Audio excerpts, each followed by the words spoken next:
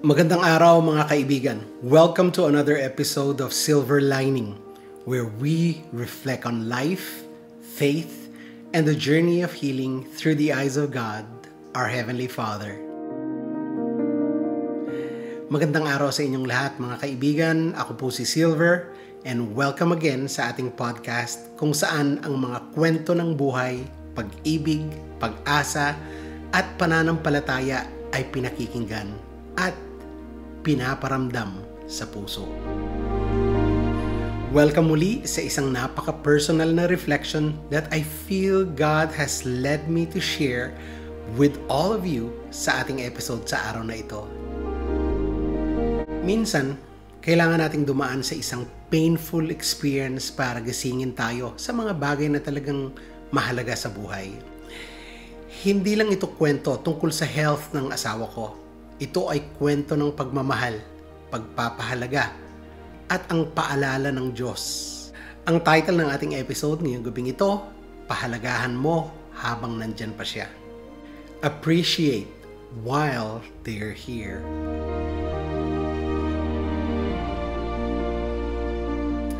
Noong gabi ng June 4th, patulog na kami noon.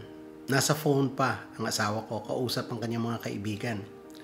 Napansin ko na parang pagod na pagod siya. Sa sumunod na araw, June 5th, doon ko napansin na may pagbabago sa kilos niya. Bigla ang pagbabago. Tahimik siya. Alam kong iba ito dahil wala namang kaming pinag-awayan o hindi pagkakaunawaan ng gabing iyon. At mas madalas na ako ang tatahimik kung merong tampo. Hindi siya. Hindi na siya yung dating palaging masayahin. Hindi na siya yung dating palaging malakas tumawa, na laging kumikilos, nag-e-exercise, parang bata na naglalaro sa aso namin. Bilang asawa, ramdam ko agad na hindi normal. Hindi ko ito binaliwala. Kaya nagpatingin kami sa doktor. Naging madalas at sunod-sunod na check-ups. Madalas ang appointments dahil gusto naming malaman kung ano ang problema. Tinanong ko ang Diyos, Lord, ano po ba ang nangyayari? Grabe. Honestly, ang pakiramdam ko, it felt like an emotional roller coaster. Yung mga linggo na yon, punong-puno ng uncertainty. May kaba, panay ang dasal, nakakapagod na paghihintay. Trying to understand what was going on. Searching for answers. Tapos, dumating yung July 2nd. Schedule ng MRI ni Tina. We were praying na sana negative, na walang problema sa brain niya. Pagkatapos ng MRI, nagpunta kami sa restaurant para mag-lunch. Kasa-serve pa lang ng order namin nang tumawag ang doktor namin. Lumabas na ang resulta ng MRI. Sabi niya sa akin, dalhin ko daw agad si Tina sa emergency. Agad ko siyang dinala sa emergency. Inabot kami ng 5 oras doon. Dahil ayaw naming magstay sa hospital ng gabing yon, umuwi kami para doon kami magpahinga sa bahay. Pero kinaumagahan, tumawag ulit ang doktor namin at sinabing bumalik kami sa emergency at doon na-confine si Tina hanggang July 9th. That experience shook me. Doon ko mas lalong naramdaman kung gaano kabilis mabago ang buhay. Sa isang iglap, pwedeng magbago ang lahat. Sa aking pag-iisa, doon ako nagkakaroon ng pagkakataong maging emosyonal dahil ayokong ipakita sa pamilya ko na ako'y nanghihina. Ano man ang mangyari, gusto kong makita nila na malakas akong haligi ng tahanan. Pero sa aking pag-iisa, doon ako umiiyak sa Diyos. Doon ako humihingi ng lakas dahil nakakapagod maging malakas. Lalo na kung ikaw ang sandalan ng pamilya. Doon ko rin na-realize na ang mahalaga sa iyo ay tsaka mo lang makikita ang tunay na kahalagaan kung ito'y wala na. In all those years of marriage, sa katulad kong nagtagal sa relationships, we sometimes get too comfortable. Sa tagal na magkasama, naging too familiar sa isa't isa, we forget to appreciate the laughter, the quirks, the little moments, yung masasayang sandali, yung ingay, yung kwentuhan, yung kakulitan, hanggang mawala ito bigla. At mararamdaman mong may kulang. Mararamdaman mong hindi kumpleto ang saya. Nakakatakot pala ang biglang mawalan. Ngayon, tuloy pa rin ang gamutan. We're continuing with medical follow-ups, treatments, and medications. At may nakaschedule siyang lumbar tap, isa sa mga lab test para makita kung ano pa ang posibleng source ng kanyang biglang pagbabago para matulungan siyang makabalik sa dati niyang sigla. During those difficult days, sa gitna ng aming pinagdaraanan, God reminded me of this powerful verse in Proverbs 5:18. May your fountain be blessed, and may you rejoice in the wife of your youth. Ang broader context ng verse na ito ay nasa Proverbs 5:15-23, kung saan parte ang verse na ito that speaks about celebrating and cherishing the joy of your own spouse, being satisfied with them, and avoiding the dangers of unfaithfulness. Pero gusto ko pong i-emphasize ang verse na ito dahil I realize how I allowed routine to numb me.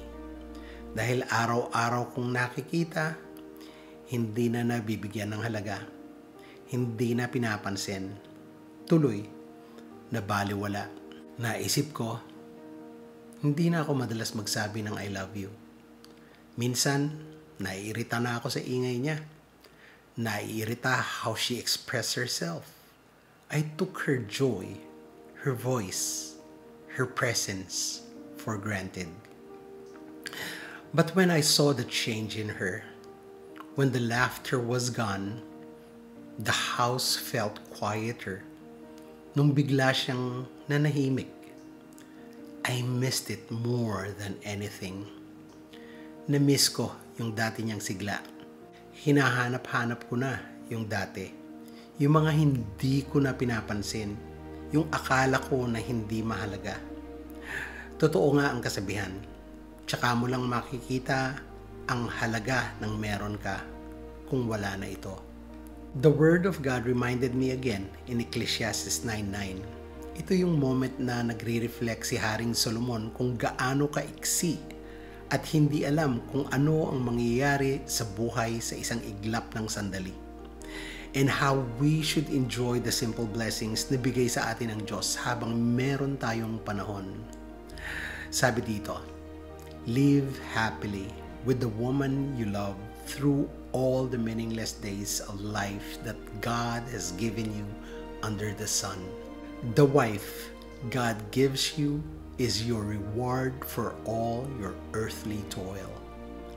Totoo, mabilis lang ang buhay. Hindi natin alam kung kailan biglang magbabago ang lahat. Pero, habang kasama pa natin ang mga mahal natin sa buhay, habang may pagkakataon pa, pahalagaan natin sila. Mahalin natin sila ng buong buo. Life is short. We can choose to love better, appreciate deeper, and value every moment.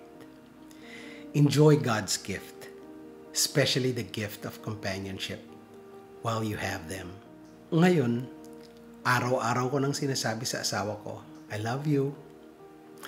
I hold her closer. I make her smile.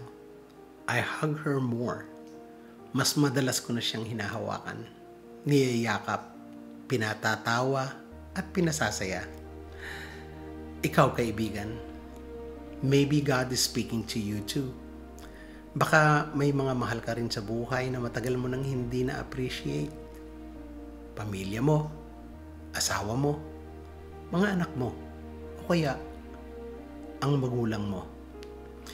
Don't wait until something happens before you realize how much they mean to you. Huwag mo nang hintayin yung araw na biglang tumahimik ang tahanan mo bago mo ma-realize kung gaano sila kahalaga sa'yo. Huwag mo nang hintayin mawala ang tawa bago mo ito hanapin. Sabihin mo na ngayon na mahal mo siya. Yakapin mo sila ngayon. Pahalagaan mo habang nandyan pa sila. Nung nakaraang Sabado, kasama ko ang aking pamilya na nakaupo sa isang local na coffee shop na ang pangalan ay Cup of Job. Doon, dahil sa aking curiosity, tinanong ko ang isang lalaki doon kung bakit ito ang pangalan ng kapihan. Hindi ko akalain na kinakausap ako ng Diyos sa sandaling iyon.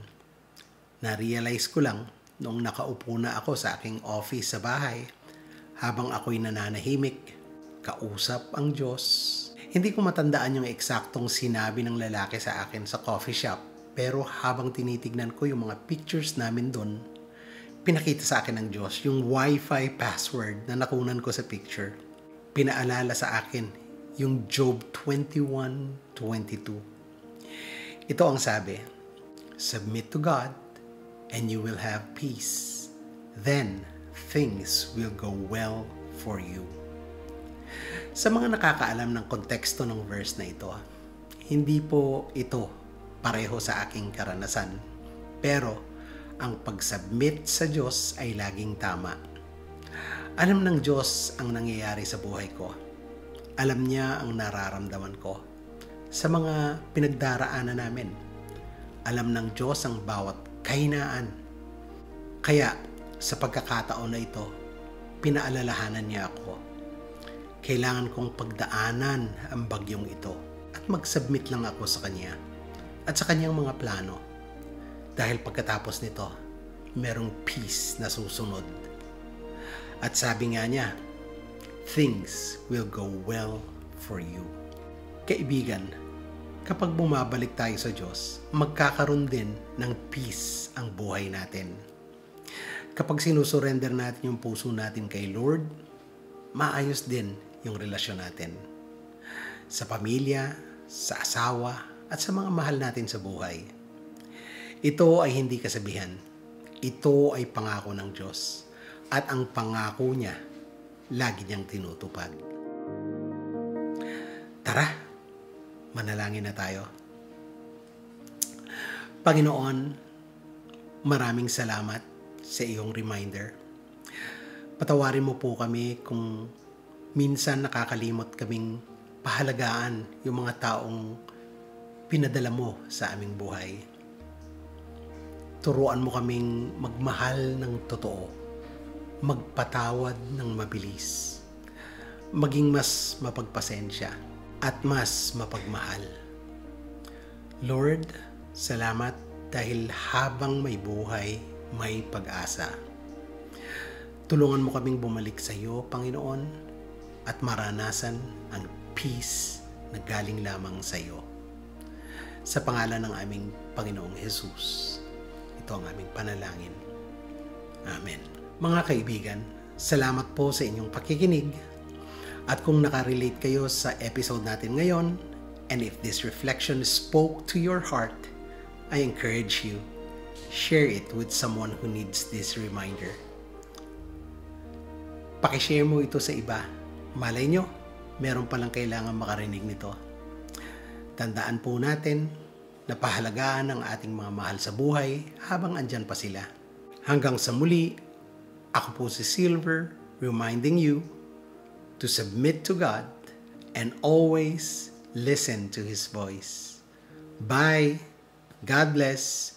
Stay anchored in grace and shalom.